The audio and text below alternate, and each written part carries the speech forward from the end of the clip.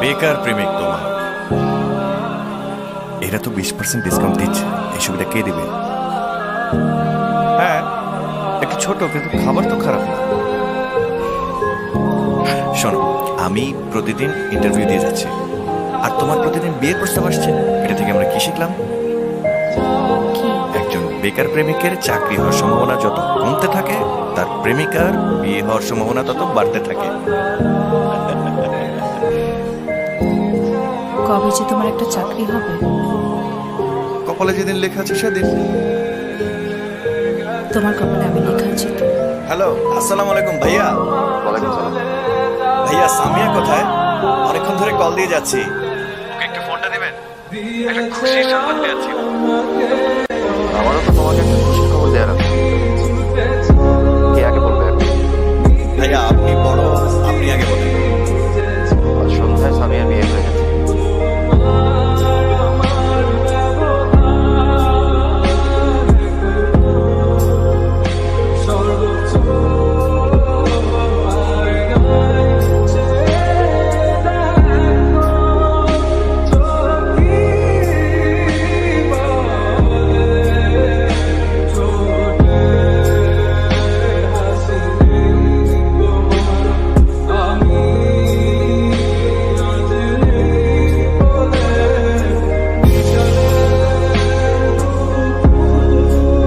আচ্ছা, তোমার কি আমাদের সেই দিনগুলোর কথা মনে পড়ে?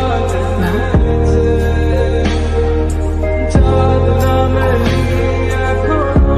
মেয়েদের অতীত থাকতে নেই।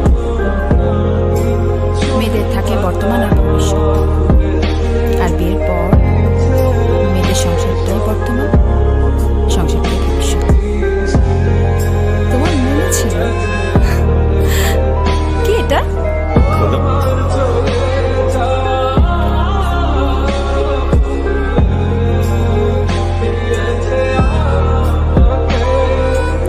এত ছোট জামা?